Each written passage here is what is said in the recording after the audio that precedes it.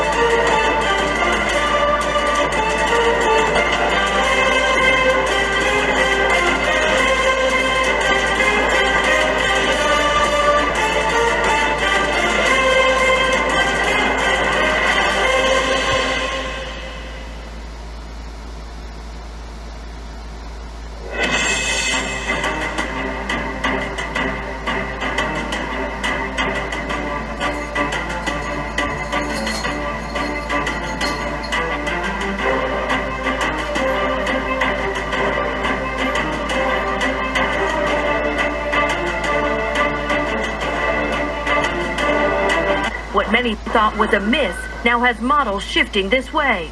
We're not as far away from the center as we had originally thought.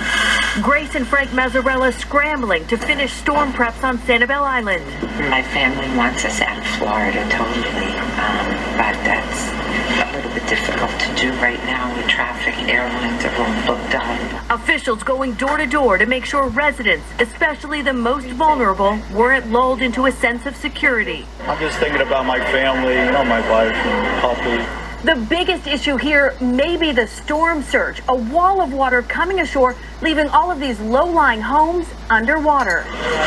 Search and rescue teams are ready for anyone who doesn't get out in time. Pretty much anything that's going to help us gain access to something or someone is on this vehicle. Route 75, the major highway on Florida's west coast, is backed up for miles.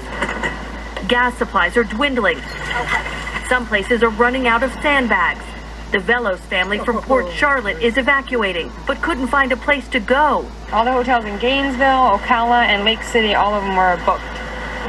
So there was not a room available, so we had to sleep at a rest area with our kids. While others can only hope they didn't wait too long. By the grace of God, we'll survive again. Almost 2 million people call Southwest Florida home. When you add in tourists, that number goes way up. Where we are, the storm surge could get up to 12 feet, and Lester, that water could go way inland.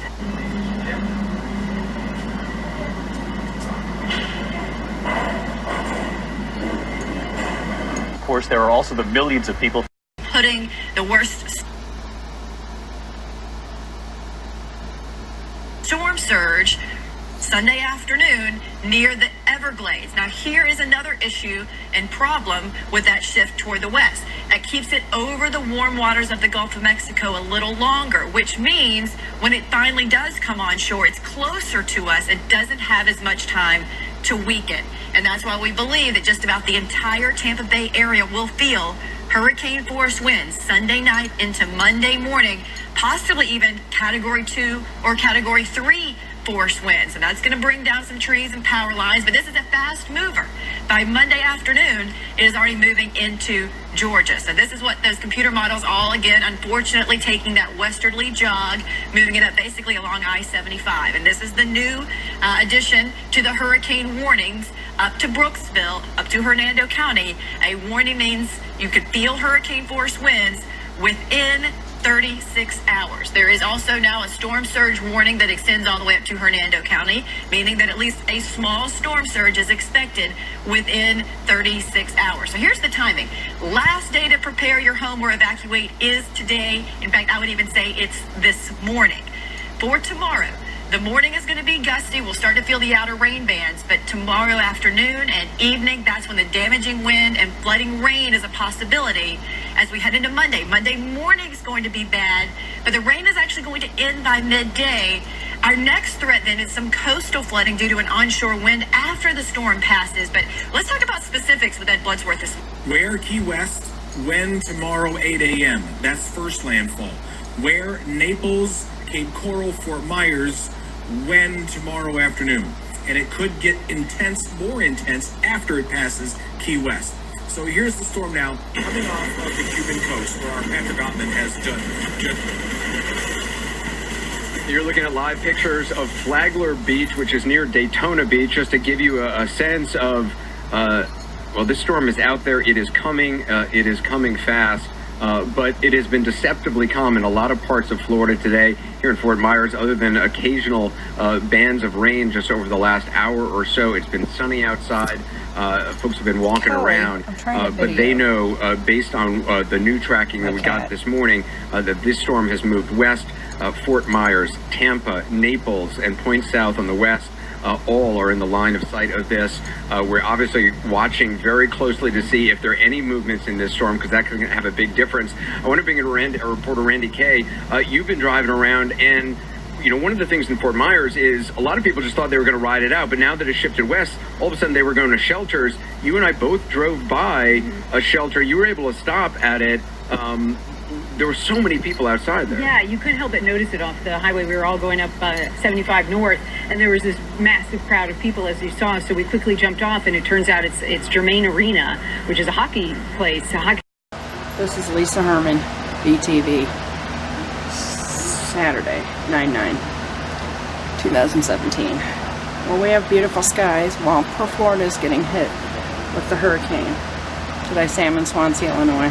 I don't know. My girlfriend's in Florida, so I'm really nervous about it.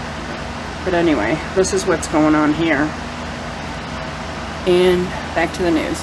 Of the arrival of these winds. Yesterday it looked like they were going to arrive early afternoon, and now we have them arriving near 6 o'clock, and everything for the last few days has been pushed back. So we've been on air for quite a while, and probably if the timeline has stayed the same as it is now, we probably wouldn't have started as soon as we did, but because we got on and we wanted to inform people, we're now having to extend it because we don't really start to improve until Monday around sunrise. And the timetable was crucial. You were mentioning earlier 8:30 tomorrow when we could see the peak winds right now, and we're already seeing these wind gusts. Already seeing, I mean, 70-mile-an-hour wind, that is almost a hurricane-force wind gust, and that same cell popped up with a tornado warning about 2 to 5 minutes later, which is right along 75. It's that red box that's popping up there in Broward County, and that's very, very close to Boca. So we are going to, this is the time, to take the wider view, whenever you get the hurricane itself and the eye and even the outer band showing up on your radar, that's when it's your best tool. And we'll be able to track this, the exact location of everything for the next day and a half until it starts to leave. Is this what we're going to be doing, Steve? This kind of having to diagnose kind of minute by minute as these things start popping up and rolling, and this is what your storm team's going to be doing. This is what our audience, our viewers are going to be experiencing. This is kind of the same scenario we went through in Francis, Gene, and Wilma, where it's constantly watching the radar and the warnings that pop up, and any kind of little spins that we see that could prompt a tornado warning. And I see another big cell. There's some vicious storms coming in. Take a look at the wide view there, all the way from Lauderdale where we have the tornado warning, and then all the way back offshore, even some thunderstorms. Thunderstorms aren't, a lot of people think they're pretty common in hurricanes. They're not, but we have a couple of really big cells off Miami Beach that will eventually track into Lauderdale in the next half hour. It's going to be an interesting evening. Most of the wild weather this evening should stay to the south, but some of it's trying to work in around Boca and Delray now too. And you mentioned the Treasure Coast just a few minutes ago. Yeah. You were in That really is a Category 4 at landfall. We're talking max wind gusts around 135 in Key West, 134 in Fort Myers, even 132 around Tampa. These numbers coming to us from the National Weather Service. The other impact that's going to be there is going to be rainfall. Widespread across Florida. You're talking 6 to 10 inches of rain, but there will be some heavier pockets mixed in that could see in excess of 15 inches of rain. That won't be widespread, but even still, certainly enough to cause some flooding concerns.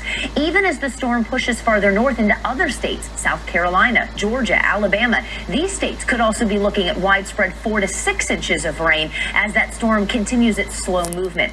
One of the big things people want to know about is the timing for some of the cities. So let's break that down. Naples is likely to have tropical storm force winds arrive as early as 5 a.m. Sunday morning. Hurricane force winds just a few hours all this after bad that. stuff going Rainfall on in total, Florida. again, we talk 10 to 12 Idiots inches on the chat potentially in are Naples, talking about and that storm fighting surge, about that's going to be Muslims key. and 10 Christians to and 15 really? feet. That's not only the first story of the building, but that's starting to creep into the second About story how of a home the or a Muslims business. are saying they hope all of us It's going to Americans be a little die. bit That's later, really but the nice. impacts are still there. We're talking tropical storm force People are winds idiots. arriving in the afternoon, the early afternoon of Sunday.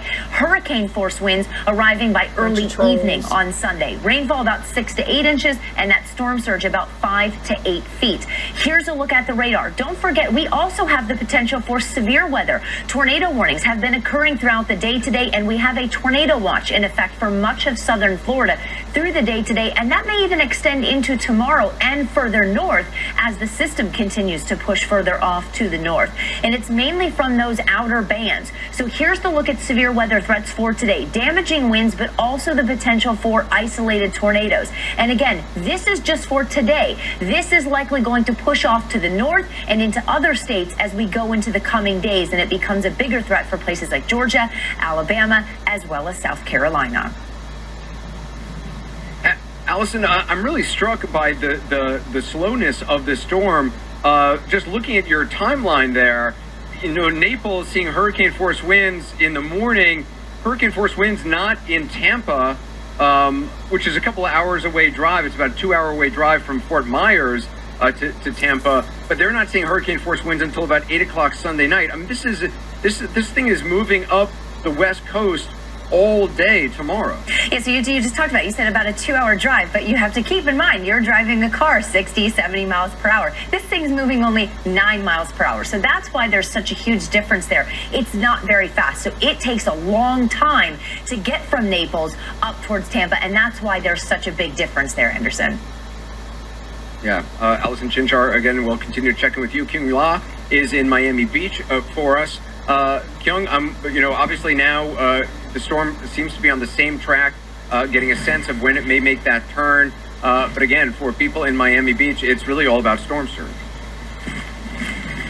It is about the surge, and they are expecting the worst of it this evening. That's why the Miami Beach Police Department has put in a curfew starting at 8 p.m., sending out a message to anyone who didn't follow and adhere to the mandatory evacuation that's in place here, to make sure that they know that if they are out on the streets, whether in their cars or they're walking around, that they are subject to arrest from between the hours of 8 p.m. and 7 a.m. And this is happening just as we're starting to see some more sustained winds, some heavier winds and rain.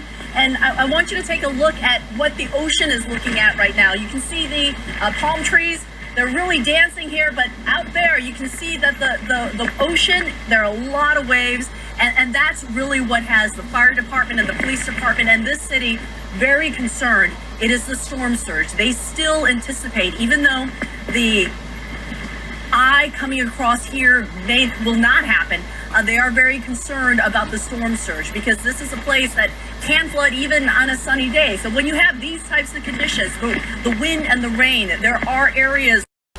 Well, as you can see right here, it says Hurricane Irma is projected to span to southern Illinois. So, and we live right by a creek and it floods. So, it's not good. But I'm more worried about my girlfriend right now. So, if you believe in God, please pray for my girlfriend. If you're spiritual, please send good thoughts. I'm sorry, that was rude. Please pray for everybody in Florida, not just my girlfriend. I'm sorry. I'm a little upset right now, but VTV must bring the news, even if it affects us. Thank you. And this trajectory shows closer how it will affect Illinois.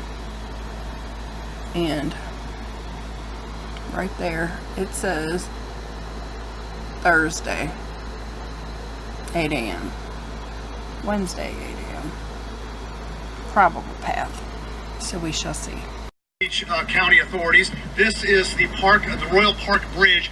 Authorities and police are telling us that bridges like this are going to be shut down in the coming hours. They're not giving an exact timetable of when, but when this storm hits in earnest, when the brunt of it is here, you're going to see bridges like this shut down, because they are, of course, elevated. They don't want people on these bridges. And I can give you kind of a sense here to your right, my left, as we pan down on the intercoastal waterway. You get a sense of the approach of the storm. The clouds are darkening over there. You can see the palm trees over on the right where the wind is kicking up, and the wind has been kicking up gradually all afternoon. Now look at, we've been talking about storm surge all day. Look at all the water here on the intercoastal waterway. With storm surges approaching 4 to 5, 6 feet, possibly higher here, plus high tides tomorrow, you can see how on the right-hand side, that's West Palm Beach, how that could be flooded. And if you go to the left-hand side here, that's Palm Beach, the barrier island, it's at a slightly lower elevation. You can see how that could be easily and more quickly flooded with the storm surge. So you get a sense of just on the Intercoastal Waterway here, all the water that could surge up onto both shorelines here in Palm Beach County. Another thing we've been talking about all day, Anderson, these construction sites over here, just to your right here, we're going to show you, zoom in on these cranes. These cranes are tethered to the skeleton of that 14-story building. But again, we're going to watch the wind speed. The wind speed, these things are not built to withstand a Category 5. They would probably be in some trouble in a Category 4. So it's going to be a little bit dicey watching these things sway in the wind. As we've been saying, those large horizontal booms at the top are designed to twist around in the wind like a weather vane and not offer some resistance that might topple those cranes down. But we've had local residents tell us they're concerned. Look, you've got an apartment building over there on the right-hand side of this one crane. You've got another apartment just to the left of the other crane. A lady who lives in that tall apartment building there came out and told us she's concerned about these cranes and about that one toppling over on her building. So that's going to be something that we're going to be watching closely, Anderson. And authorities here are telling us the same thing that the Miami Beach fire chief told residents there earlier. They're saying just because there's a western track to this storm, we're still going to get the back end of a lot of that. And that's some nasty stuff coming through here. This is VTV. And this is Guillaume, I can't pronounce his name, Guiaumer, period. This is his YouTube, and he is filming this live, but he has no sound. So, Miami Beach, the Florida Keys, that's where he's at, and this is the view from there.